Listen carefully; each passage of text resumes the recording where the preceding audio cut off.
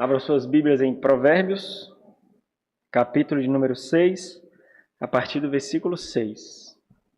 Vamos ler o texto? Diz assim: Vai ter com a formiga, ó preguiçoso, considera os seus caminhos e ser sábio.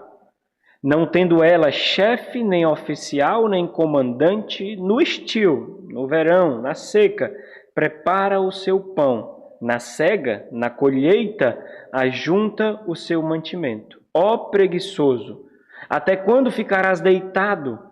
Quando te levantarás do teu sono? Um pouco para dormir, um pouco para toscanejar, um pouco para encruzar os braços em repouso, assim sobrevirá a tua pobreza, a tua miséria, como um ladrão, e a tua necessidade como um homem armado. Vamos orar? Nosso Senhor, obrigado por ser tão prático para o pastoreio das nossas almas. Obrigado, Senhor, por ser tão realista, tão atual e também, ó Pai, tão particular para aquilo que tanto precisamos, para que a nossa vida de fato seja uma expressão de culto ao Senhor. Que o Senhor nos instrua mais uma vez, para que possamos guardar o nosso coração, não com a nossa própria sabedoria, mas com a sabedoria que vem do Senhor, Deus. Em nome de Jesus. Amém. Meus irmãos, o tema da nossa série em Provérbios é a sabedoria que guarda o coração. Nós vamos refletir hoje sobre aquilo que é um apêndice do sermão de número 8, lembrando que até o capítulo 9 o pai dá alguns sermões aos filhos. O capítulo 5 nós temos o sermão de número 8. O início do capítulo 6, a metade dele, até o versículo 19, é como se fosse um apêndice do sermão do capítulo 5, mostrando que existem outros perigos tão sedutores quanto a mulher adúltera, como o adultério. Então, no sermão passado, nós observamos um aspecto da imprudência. A imprudência sendo revestida de ingenuidade. E nós vimos que a ingenuidade ela não isenta do destino dos perversos. Embora o caminho seja outro, o fim é o mesmo. Nós teremos o mesmo fim dos perversos, porque os perversos eles pautam a sua vida por imprudência. Eles são completamente imprudentes. Então, qual é o oposto de imprudente? É discernimento, discernir. Aquele que discerne não é imprudente porque ele discerne, ele percebe. Discernir seria a percepção da vida, dos seus perigos, das armadilhas. Isso é discernir. É você ser diligente em observar e ponderar. Você analisa.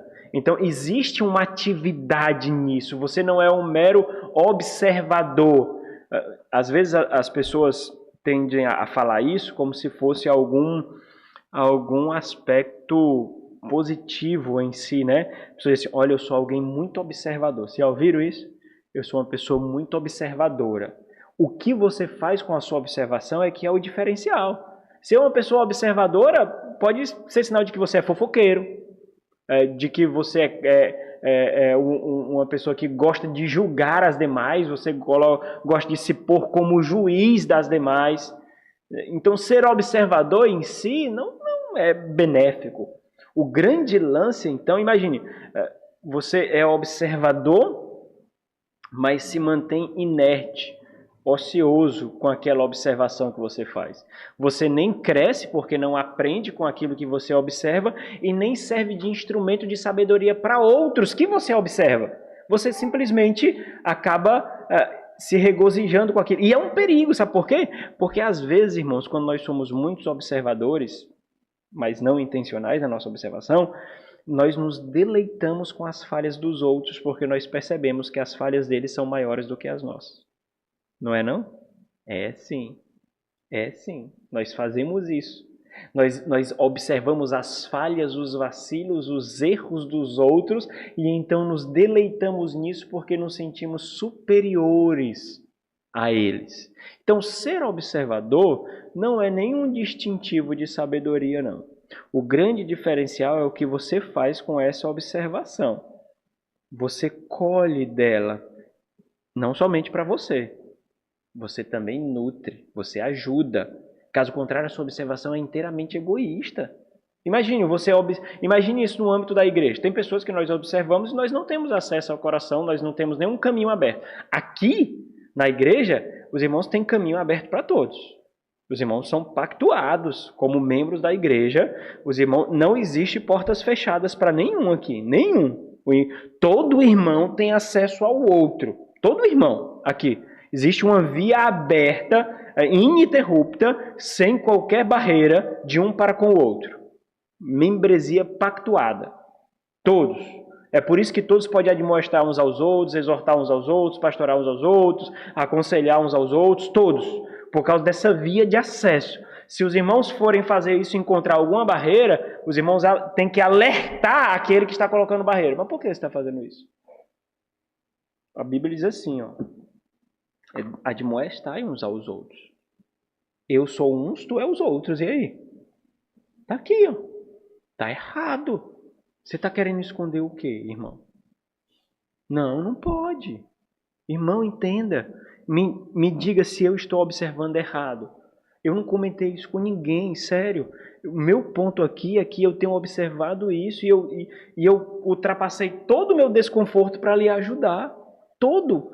Então, mostre se eu estou errado. De fato, me diga se eu estou vendo, porque isso tem me incomodado. Eu estou percebendo alguns perigos que podem surgir disso. Então, vamos conversar, irmão. Não tenho nenhuma intenção de lhe machucar, não tenho nenhuma intenção de parecer superior. Se eu tivesse essa intenção, eu já tinha comentado com outras pessoas. Mas a minha intenção é somente lhe ajudar mesmo. Então, todos nós temos esse acesso. Ser observador em si não é nada positivo. Mas aquilo que nós fazemos com observação é. Então, a ingenuidade, irmãos, é um sinônimo de imprudência.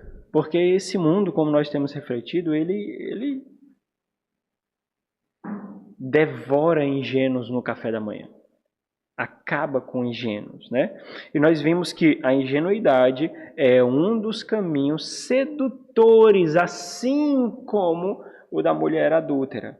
Hoje nós vamos observar sobre outros caminhos sedutores. E é interessante que o pai está instruindo o filho como que um apêndice para aqueles caminhos sedutores que podem encontrar vias no coração e talvez, irmãos, os temas tão improváveis com os quais o pai reflete aqui, mostra caminhos, desvios de acesso ao coração. Por quê? Porque por ser improvável, muitos não puderam sobre ele. Então, embora sejam temas improváveis, o destino é certo. É a desgraça, é a miséria, é a morte. O destino é certo.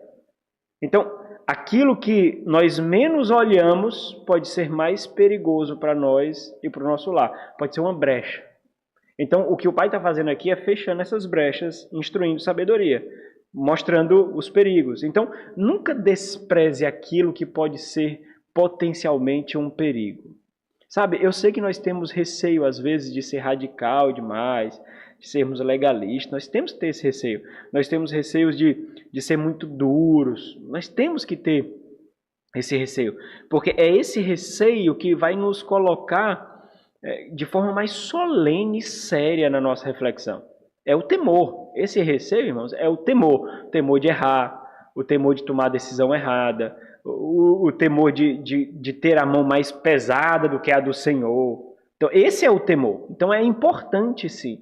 É por isso que a vida da igreja, ela é o prumo da nossa piedade. Ela é como se fosse o parâmetro mais correto que nivela as nossas reflexões. Porque nós não refletimos no mundo de faz de conta, nós estamos nos relacionando com pessoas reais, com problemas reais. E nós sabemos que as nossas palavras podem ferir de fato, né? E por isso que nós ponderamos, por isso que nós refletimos tanto. Então, embora nós ponderemos e sejamos até reticentes em alguns assuntos, nós não podemos desprezar os potenciais perigos. Nós não podemos. A ingenuidade, ela passa desapercebida, porque na verdade nós não consideramos isso como uma imprudência. Nós não consideramos a falta de atenção uma imprudência, irmãos. Vá para o trânsito com falta de atenção. O que é que acontece com você? Vá. Aqui nós vemos outro tema, que é muito improvável de ser refletido, mas cujo destino é certo. O preguiçoso é o ladrão da sua própria vida. Esse é o tema. O preguiçoso é o ladrão da sua própria vida. Observe o alerta do pai aqui. A preguiça, ela seduz com paz e conforto. Não é isso que a preguiça traz? Eu só quero a minha rede. Eu só quero o meu sofá, eu só quero o meu descanso. Então a preguiça ela seduz. E ela seduz porque ela é mascarada. Nós vamos refletir isso mais na frente. Ela é mascarada. Por isso que é tão sedutora.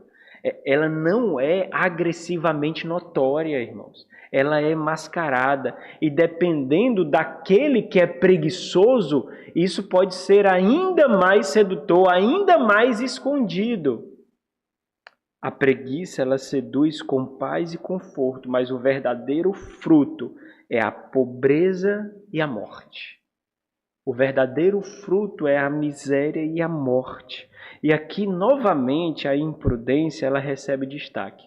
O preguiçoso é imprudente, porque ele não faz provisão. Se ele não faz provisão, é porque ele não é diligente em observar a sua vida. Olha que isso daqui alcança todos.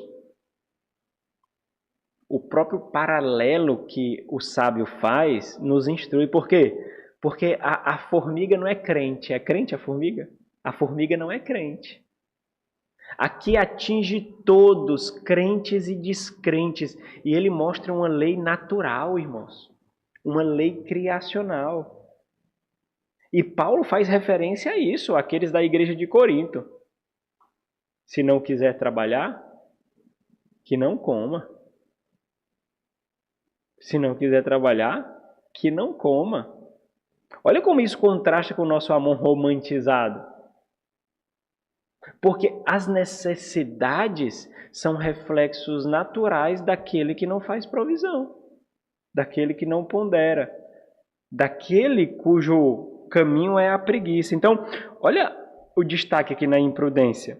Agora, a forma dessa imprudência é ainda mais assustadora. Por quê? Porque a sua falta de intencionalidade em viver a vida faz com que a obviedade, olha como é óbvio, irmãos, isso. A obviedade não seja vista. Por quê? Porque se alguém não trabalha, é natural esperar a miséria e a necessidade, não é não? Se alguém não trabalha, é natural que venha a escassez. Agora, o preguiçoso ele é um tema muito recorrente em Provérbios, muito recorrente, muito. Nós vamos falar mais nele, por isso nós vamos nos deter nesse texto aqui. Existem vários outros textos, mas nós vamos observar um pouquinho sobre ele à medida que ele aparece. Mas o preguiçoso, irmãos, ele é imprudente por causa da sua falta de intencionalidade de viver a vida. E mais ainda, ele descansa na prudência de outros. Ele sabe que existe ao seu redor outros que irão socorrê-lo. Porque existem outros que ele sabe que são tão prudentes, misericordiosos, atenciosos ao seu redor, que não vai permitir que ele passe dificuldade e sucumba à sua própria negligência. Não é assim que acontece? Rapaz, não é porque o fulano ele não se atentou para isso. A gente vai deixar isso acontecer? Existem situações que a gente pensa que está ajudando, mas na verdade nós estamos munindo o erro com maior profundidade. Por quê? Porque aquele que é imprudente, em alguma medida, tem que sentir as dores da sua imprudência. Caso contrário, ele não vai aprender. Não vai aprender. Se ele não sentir, se ele não experimentar o reflexo da sua preguiça, da sua apatia, da sua ociosidade, da sua procrastinação, se ele não experimentar os reflexos disso, as consequências disso, Ele não vai aprender, porque ele sabe que sempre terá ao seu redor pessoas que socorram. Observa como nós temos que ensinar isso aos nossos filhos. É natural que os filhos esperem pelos pais. Mas não é natural que isso não seja um ensino. Não é natural. Porque quando os filhos não são ensinados nesse campo, mesmo casados, eles vivem nas abas do pai e da mãe. Mesmo casados. E olha que nós temos exemplos e mais exemplos sobre isso. Entenda. A minha subsistência depois de casado não pode depender dos meus pais. Não pode. Mas isso não quer dizer que eles não possam me abençoar, não possam me presentear. Não quer dizer isso. Mas eu tenho que ter ciência de que eu, como homem, sou o mantenedor do meu lar. E quando vier algum problema, eu penso sobre isso direto, sabe? Quando vem algum problema, alguma dificuldade, alguma necessidade, quando vem algum problema, o que é que sua mente faz? Fica buscando saídas. É natural, né? Fica buscando saídas, possibilidades. Por exemplo, você gastou mais naquele mês do que não deveria. E aí você pensa numa possibilidade. Uma possibilidade pode ser um pé de meia que você fez. Uma possibilidade pode ser fazer negócio com uma coisa que você já comprou pensando nisso. São possibilidades para lhe tirar disso. Você não pode ficar pensando nos seus pais, na sua igreja, nos seus amigos. Não é natural isso. Não é natural, irmãos. Isso não é natural. Especialmente quando isso se torna um padrão. Não é natural.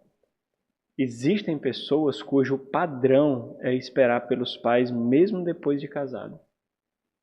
Não é natural. Não é natural que você veja a sua voz mudando, o seu corpo mudando, e isso não lhe inquiete para fazer com que as suas mãos produzam. Não é natural isso. Isso não é natural. Basta nós olharmos para as Sagradas... Vocês já perceberam que nas Sagradas Escrituras não existe aposentadoria? Já viram isso? Não existe aposentadoria nas Sagradas Escrituras, irmãos. A aposentadoria nas Sagradas Escrituras não é cessação total de trabalho, não. Não é. Porque nós tomamos energia do mundo. Nós temos que dar também. Nós temos que dar. É natural isso. A aposentadoria, como nós vemos hoje, com todos os benefícios que o Estado nos dá, é como se nós fôssemos completamente improdutivos e simplesmente colhêssemos. A aposentadoria, segundo as Sagradas Escrituras, não é cessação total de trabalho, não. Não é. E é interessante isso, porque o preguiçoso, com sua imprudência, ele negligencia a ordem criacional, a ordem natural. Nós temos visto aqui sobre a lei da natureza, sobre a lei natural. É aquela lei que rege o mundo. Rege o mundo, como a lei da gravidade e outras, mas são as leis que mantêm o mundo como ele é. Os animais sabem disso. Mas olha como o comparativo do sábio é tão interessante. Os insetos sabem disso. E eles agem de acordo com as suas necessidades. O preguiçoso, ele não somente é um ladrão da sua própria vida, mas ele é um assassino da sua própria vida e é um ladrão e assassino da vida daqueles sobre quem ele tem responsabilidade. Se for homem, então, isso é ainda mais agressivo. Homens preguiçosos, eles são o suprassumo da desgraça. Líderes não são preguiçosos. Cabeça do lar não é preguiçoso. Não é. Ele sabe que tem que verter a sua vida. Então, por isso, o contraste com a formiga. Olha o versículo 6 ao versículo 8 aqui. Vai ter com a formiga. Olha aí, interessante. Ei, aprende com a formiga. Aquela que tu mata, aquela que tu pisa, aprende com ela. Tu pisa, ela está trabalhando quando tu pisa nela. Vai ter com a formiga, vai aprender com a formiga, ó preguiçoso.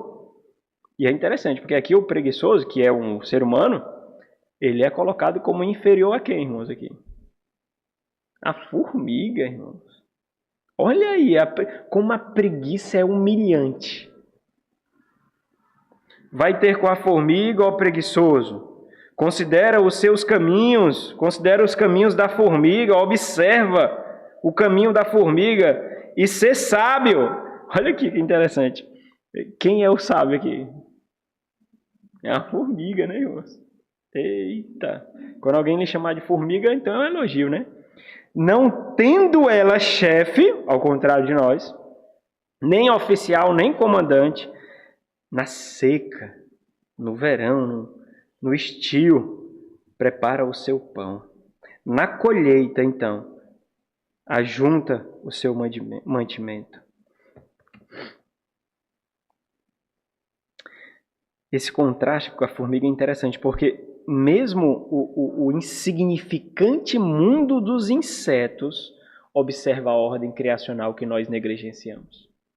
Mesmo os insetos, eles trabalham para o seu sustento porque sabem que sua vida depende disso. Olha aí! Claro que a linguagem que eu estou usando é aqui muito hiperbólica, porque eles não sabem, não têm discernimento, né, irmãos? Mas por isso que isso deixa ainda mais avultoso essa ordem criacional, porque faz parte do que eles são. Perceber, entender que tem que fazer algo para comer. Faz parte. E o preguiçoso sabe disso. Lembra do mordomo infiel? Quando o Senhor coloca o mordomo infiel? Interessante, porque aí sua infidelidade não contempla a preguiça. Ele é diligente em observar os meios através dos quais ele pode conseguir sustento.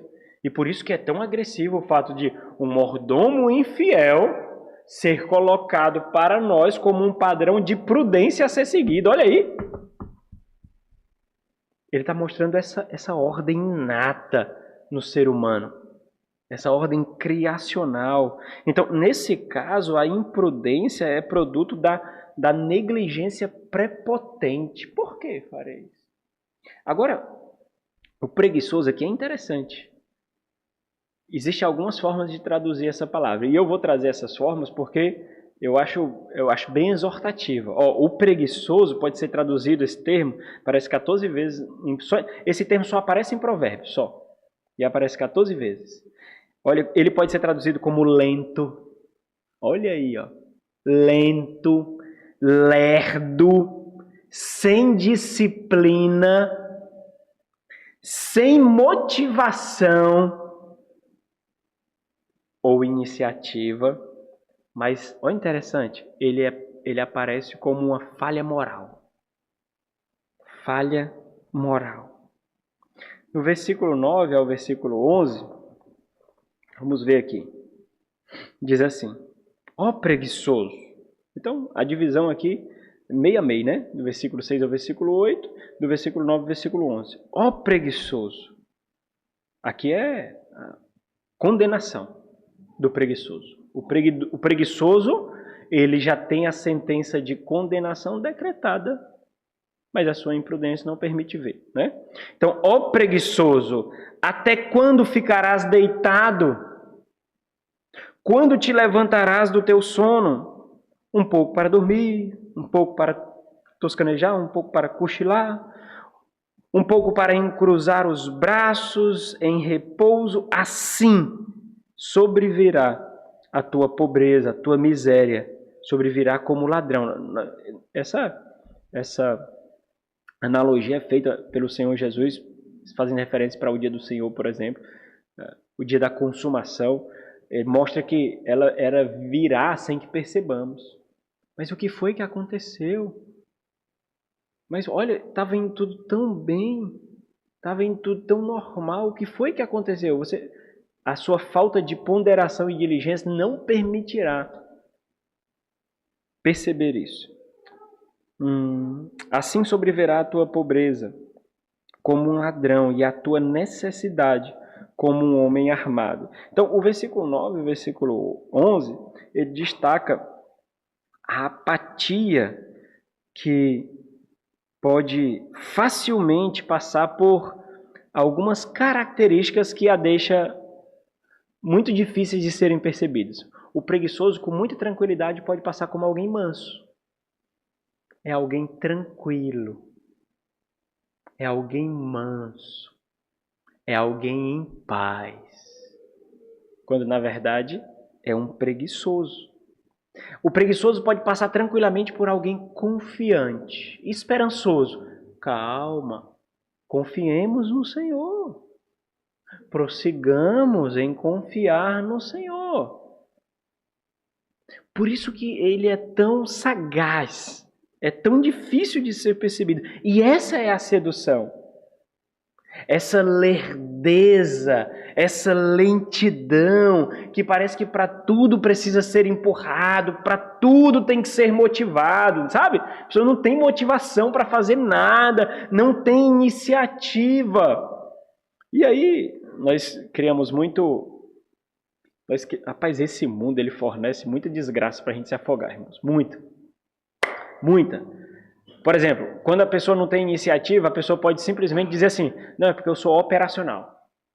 Sou uma pessoa que não gosta de botar a mão na obra, mas eu preciso ser conduzido, eu preciso ser liderada, porque eu sou alguém mais operacional, sabe? Eu gosto de fazer ali. Esse mundo ele coloca vários caminhos para a gente cair. Foi lançado um livro, e isso ganhou muita notoriedade, entre muitas mães, muitos pais, sobre os 4 temperamentos da criança. Não existe mais criança rebelde, é porque ela é sanguínea. Não, aí vem sanguíneo, fleumático, não sei o que, tem 4 aí. Meu irmão, meu Deus, que coisa tola, irmãos. Tá lá, na Amazon, só olhar. Os 4 temperamentos da criança. Olha aí como é que pode. Nós perdemos completamente a nossa capacidade de educar. Nós não queremos ter o desconforto, o sacrifício e matar nós mesmos para nós criarmos homens e mulheres que lutarão contra esse mundo. E nós inventamos subterfúgios então. Simplesmente assim, para desculpar a rebeldia. Olha para as nossas crianças, tem um bocado aqui que é irada. É ira. É ira. Sabe quando sua criança fala assim? É ira. Ira é pecado. Ira. O que é que a gente faz com o pecado, irmãos? Ah, pastor, ele não sabe não. Isso mesmo, é por isso que você é pai. É por isso que você entra. Porque se ele soubesse, não precisaria de você. Ou você está na vida dele só para ele chamar de papai e mamãe. É isso mesmo, ele não sabe. Mas você sabe, ou deveria saber. Você sabe o que é ira. Você sabe o que é preguiça. Você sabe o que é motivação mal direcionada. Sabe quando seu filho tem uma motivação absurda para fazer uma coisa que não vai livrá-lo do mal desse mundo? E aquelas coisas que vão livrá-lo do mal desse mundo, ele não tem motivação e nem iniciativa. O que é que você faz? É porque é criança. Tá bom. Esse mundo janta crianças. Continua assim. Ele vai aprender. Ah, ser criança é uma desculpa.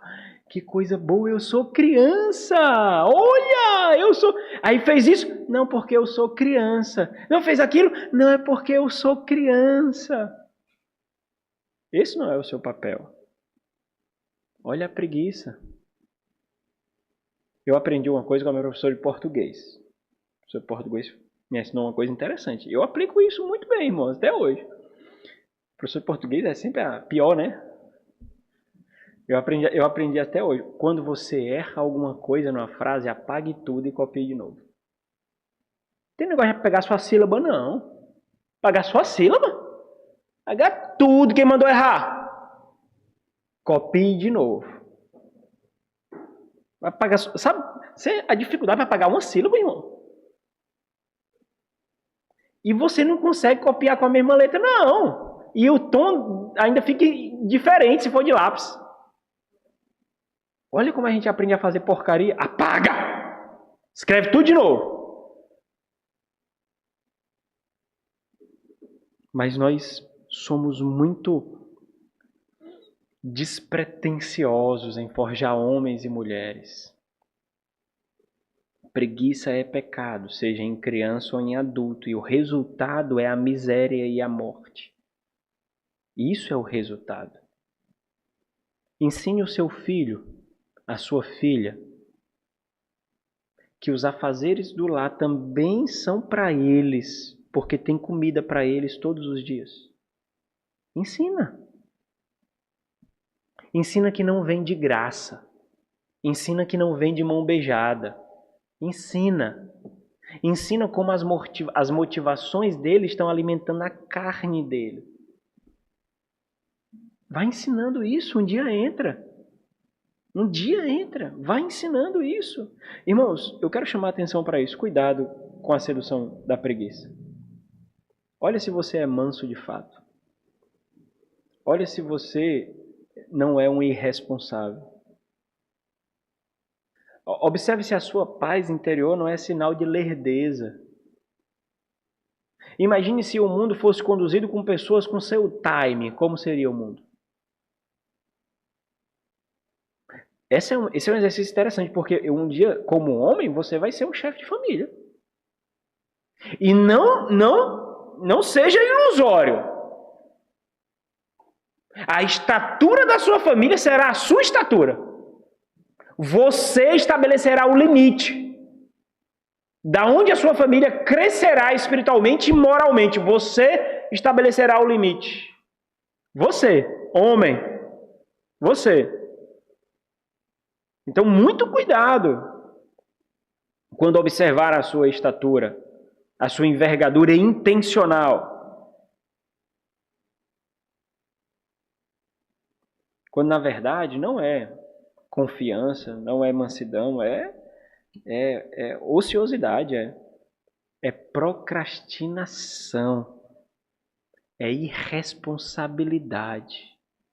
A pior coisa que tem, irmãos, olha aqui, esse mundo ele tem sido muito perverso, muito, mas muito sagaz, muito sagaz, muito sagaz. Esse mundo ele está efeminando homens e masculinizando as mulheres. É por isso que as mulheres hoje em dia têm mais iniciativa do que os homens. As mulheres, basta olhar para os nossos jovens. As mulheres têm mais desenvoltura do que os homens. Toma mais à frente do que os homens. Tem percepção de responsabilidade, ou seja, amadurece muito mais rápido do que os homens. Muito mais rápido. Esse mundo ele tem sido bem sucedido nisso. Muito bem sucedido. E isso faz com que seja ainda mais difícil criar homens. Ainda mais difícil. E aí imagine isso. Os pais não são intencionais a criar homens, as igrejas não munem os homens com características masculinas mesmo, porque muitos desses homens dizem que o pastor está sendo muito agressivo, que o ensino está sendo muito agressivo, é muita dureza e tal. Eu sei o que é isso, a carne está se debatendo, eu sei. E eu não paro não, eu sei o que é luta mesmo, eu sei o que é isso. Agora imagine uma mulher dessa, casando com alguém lento e fraco.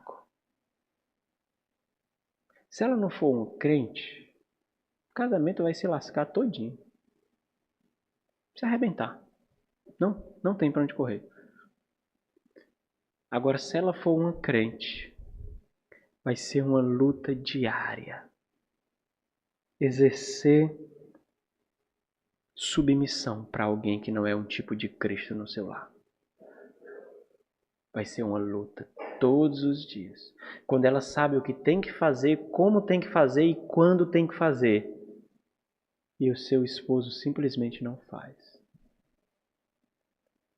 Simplesmente não faz não sente a urgência que ela sente, simplesmente. Bom, isso pode perdurar, como isso pode fazer com que o casamento se acabe, mesmo sendo crentes. Eu já vi muitos acontecerem assim. Muitos. Então, irmãos, muito cuidado, irmãos. Muito cuidado para não esconder a sua preguiça debaixo de entulhos que você cria. Ela está lá. E ela vai trazer a miséria para você. Miséria material mesmo, miséria material e miséria espiritual. Ela vai trazer para você. E se você estiver nessa igreja, essa igreja não vai ter peninha de você, não. Não vai ter pena. Porque esse será o fruto do seu trabalho. E você vai colher. Simples, simples assim. Porque é a ordem criacional. Antes mesmo da queda, o homem tinha que arar a terra para ter o sustento. Se a preguiça era um pecado ali, o que poderia trazer para ele falta de sustento, quanto mais agora. Que agora a terra exige o suor para produzir. Por isso que preguiçosos morrem, porque não querem suar. Não querem ter um desconforto da luta natural, que é alimentar a si mesmo e a sua família. Então, é natural que não dá para separar preguiçosos de apáticos espirituais. Porque uma pessoa que é agressivamente intencional para a piedade será um bom pai, será uma boa mãe, será um bom filho, uma boa filha, será um excelente profissional, será um bom amigo. Não dá para separar, irmãos. Não dá. Impossível, sabe? Então, quando nós vemos pessoas falando com tanta conhecimento, piedade, devoção, às vezes nós vemos também a vida dessas pessoas denunciando essa ruptura que ele faz do espiritual e do mundo material, né?